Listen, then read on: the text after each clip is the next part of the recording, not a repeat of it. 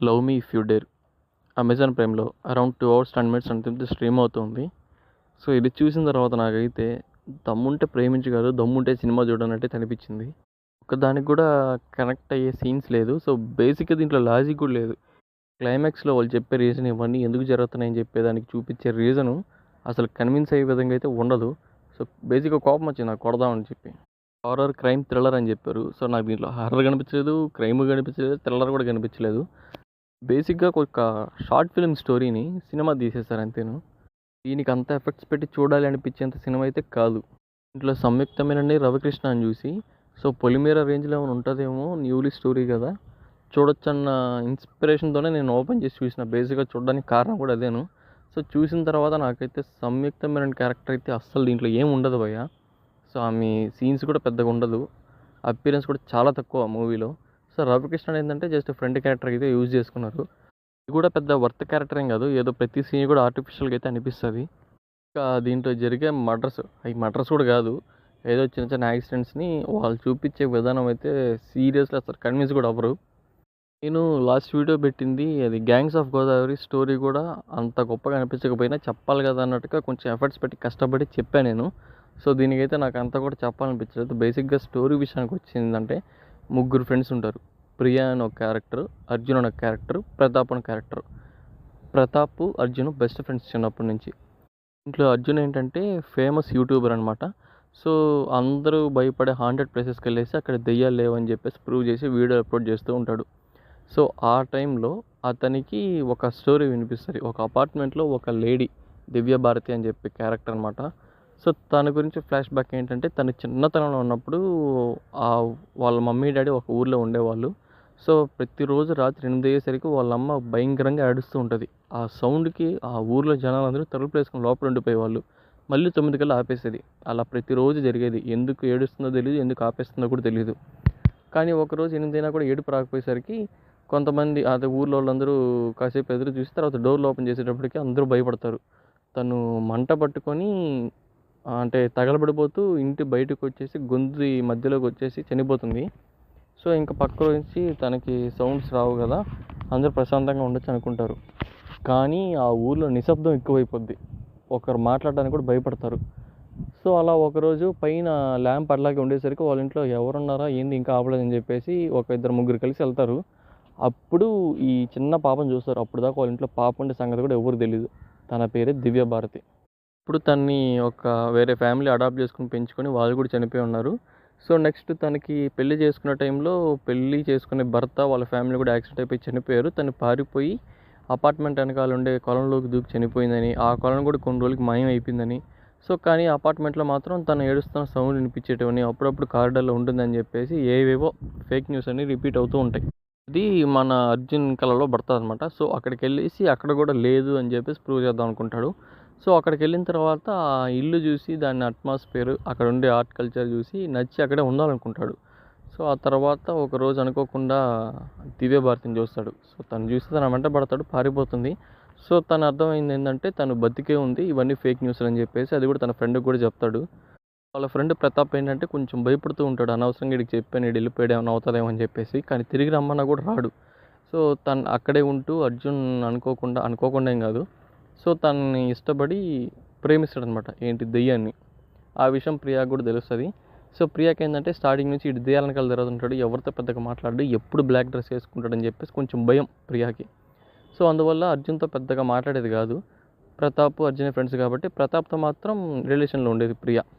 Movie starting నుంచి దివ్యభారతి అనే character voice ఒకటి బ్యాక్‌గ్రౌండ్ వస్తూ ఉంటదన్నమాట. మూవీ స్టోరీ చెప్తూ ఉంటది. తన స్టోరీ తనే చెప్తూ ఉంటుంది. సో, ఆ టైంలో మూవీ స్టార్టింగ్‌లోనే తెలిసినవి ఏంటంటే దివ్యభారతియే ఇప్పుడుండే ప్రియ అని చెప్పేసి ఒక డౌట్ వస్తది. తర్వాత అర్జున్ వెళ్ళిపోయిన తర్వాత ప్రతాప్ ఏంటంటే ఈ కేస్‌ని తను ఇన్వెస్టిగేషన్ చేద్దామని చెప్పేసి ఇంకా బ్యాక్ స్టోరీకి వెళ్తుంటాడనమాట. దివ్యభారతి చిన్నప్పుడు ఏం జరిగిందని చెప్పేసి. ఆ తర్వాత తను దొరికినప్పుడు ఒక కానిస్టేబుల్ తనని ఒక ఆర్ఫనేజ్‌లో వదులుతాడు. సో, ఆ కానిస్టేబుల్ చాలామంది పిల్లల్ని ఇట్లాగ వదులుతూ ఉంటాడనమాట. హెల్ప్ చేస్తూ ఉంటాడు. సో, తను ఎంతమందైతే వదులుతాడో వాళ్ళ డేటాబేస్ అంతా ప్రెజెంట్ దొరుకుతది గానీ, ఒక ముగ్గురు అమ్మాయిలది మాత్రం దొరకదు. ఆ 3 ఫోటోస్ కూడా వస్తాయి. సో, వాళ్ళు ముగ్గురు వేరు వేరు వ్యక్తులనమాట. సో, వాళ్ళు ముగ్గురు ప్రెజెంట్ ఎక్కడున్నారని చెప్పేసి కనుక్కునేటప్పటికి ఆ ఇన్వెస్టిగేషన్‌లో ఆ ముగ్గురు కూడా చనిపోయారనైతే తెలుస్తది. ప్రతాప్ ఏమో దివ్యభారతి నిజంగానే చనిపోయిందంటాడు. అర్జున్ ఏమో దివ్యభారతి చనిపోలేదు, తను ఎక్కడో బతికుందనైతే అంటాడు. సో ఆ స్కెల్స్ అన్నిటిని కూడా ఏంటంటే ఒక ఆర్టిస్ట్ దగ్గర తీసుకెళ్ళేసి వ్యాక్స్తో వాళ్ళ ఫేస్ని డెవలప్ చేపిస్తారనమాట. డెవలప్ చేసినప్పుడు ఆ ముగ్గురు అమ్మాయిల ఫొటోస్ కూడా వస్తాయి. సో వాళ్ళ ముగ్గురులో ఏంటంటే దివ్యభారతి ఉండదు. నిజంగా దివ్యభారతి బతుకుందా చనిపోయిందా అని చెప్పేసి కన్ఫ్యూజన్లో ఇష్టపడ్డ అర్జున్ కొంచెం డిప్రెస్ అవుతాడు. సో ఆ టైంలో ప్రియ అర్జున్ దగ్గరికి అవుతారనమాట. ఆ టైంలో అనుకోకుండా ప్రియ అర్జున్ కూడా లవ్ చేస్తుంది. ఇంకా క్లైమాక్స్ విషయానికి వచ్చినట్లయితే అర్జున్ మళ్ళీ ఇన్వెస్టిగేషన్ చనిపోయిన అందరినీ చూసుకుని వచ్చి కనుక్కొని వాళ్ళ బ్యాక్గ్రౌండ్ కనుక్కునేసి ఇంకా లాస్ట్గా ఒక అమ్మాయి సమాధి అవుతుందని చెప్పేసి వెళ్తాడనమాట. సో అక్కడ ప్రియ రివీల్ అవుతుంది. సో అర్జున్ కనిపెట్టేస్తాడు. అయ్యా చిన్న సారీ, మూవీలో ఆ చిన్న పాప పేరు దివ్య భారతి కాదు, దివ్యవతి. నేనే కన్ఫ్యూజ్ అయ్యా. ప్రజెంట్ ఇంకా తను కనిపెట్టేస్తుంది. తను ఎందుకు ఇలా చేసిందని చెప్పేసి రీజన్స్ అడిగినప్పుడు స్టోరీ చెప్తుంది భయ్య.